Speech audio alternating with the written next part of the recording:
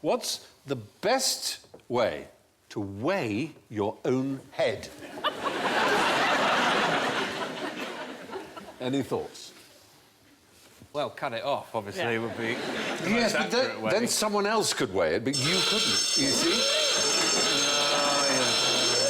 That would be the problem. You wouldn't... And the question was... Because you introduced us, and I normally introduce me last... Yeah. It slightly caught me out, and I was applauding myself. And Davies!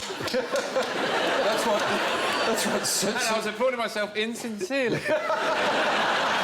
That's what Soviet leaders do, isn't it? Or chimpanzees. Yeah. One or the other. Yeah. Why would you want to weigh your own head? It's a sort of a boy's thing, isn't it? You can imagine some poor woman married to a scientist and she's at home and she's wormed the dog and fed the children and got everything sorted and her husband gets home and goes, "Good news, dear, I've weighed my own head."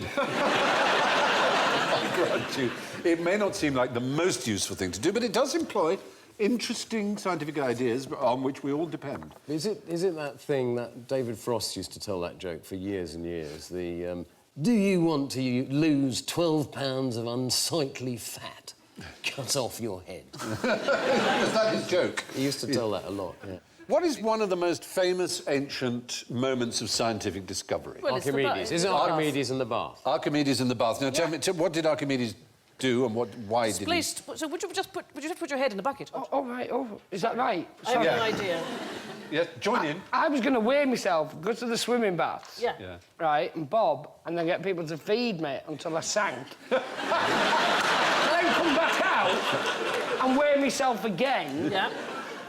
And that sounds much more scientific. So by displacement of the water, you can tell... Yeah, you take a big bucket and you fill it full of water and you drop your head in, and because water and the density of your head are about the same, you get a very close approximation by the amount of water that you displace. You could put apples in to make it You could bob for apples to make it fairer, yes. And what did your head weigh when you tried this? What would you say is the average weight? The University of Sydney has a department where they weigh heads quite a lot, and they have a pretty good average. By dunking them in buckets, do they? They don't actually dunk them in buckets. Is it 12 pounds? It's 4.5 to 5 kilos, which is... I have no idea. Well, that's 5 kilos is 11 kilos. Yeah. Not far. Yeah. 2.2... It's about 12 pounds. Yes, it's about 12 pounds. Well done. I'm going to give you a point for 12 pounds, John. They'd have negotiated some points. Surely you should give those points to David Frost, who thought of the 12 pounds in the first place. Well, that's true. Or who's Only right he it hadn't did. cut his head off. Yeah. What if you get an air pocket in your ears? A pocket? You know, the air pockets? Yes, but the air cavities are cancelled out. Take your fingers out, you won't hear the answer.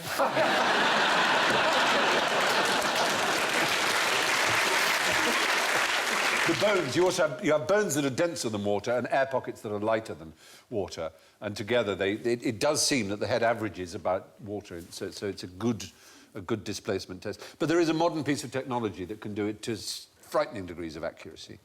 Bound to be a laser or something like that. No, it's a CAT scan, a CT, and they can tell the density of every little tiniest part of the brain and the skull and all the rest of it, and tot it all up. My dad's got heavy eyes. Has he now? Yeah. Have you weighed his eyes? Or No, we've not weighed him, but he's very fearful of leaning forward. Do they come out? He doesn't like crash through his grubs. Doesn't like leaning forward. He thinks they're going to come out. Like old springs, like those things you can buy. No, we got rid of novelty, Dad. This is mental, Dad. Right.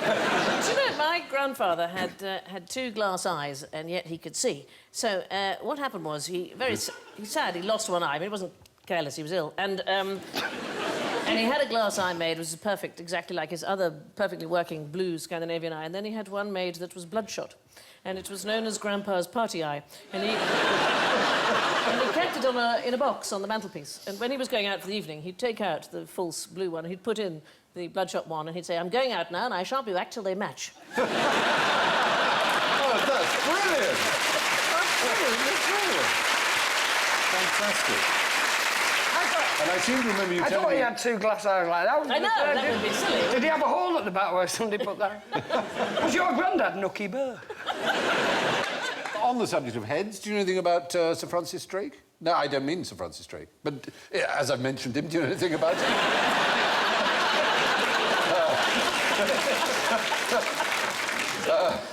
Something to do with bowling. Yeah, that's right. Yeah. He was in the Navy. Let's move on the from Navy Francis man. Drake. Thanks for bringing up. What do you know about Sir Walter Raleigh? He invented the bicycle. His wife carried his head around in a bag for more than Ex- 30 years after he died. Excellently A velvet correct. bag. In a velvet it was. bag. A red velvet bag, yes. Sir Walter was executed. And, See why John had to invent a show for this kind of information. Yes, exactly. He carries around with him. You carried around much as Lady Raleigh carried around the head. It was on Buzzcocks last week. Was it? What sort of a bag? Was it a sealed bag? Like It was a sort of velvet... like a cool box? I don't know. People did keep heads. I bet it was a few years before anybody wanted to sit next to her at dinner. Oh, no, Lady Raleigh, I'm Yes, sure do you that's not true. think? Oh, I'm sure. People go, oh, she's not going to bring the head, is she? Very fine. Don't know how we got there, but like many of the questions in tonight's show, there's no one correct answer, but dunking your head in a bucket might be a good start.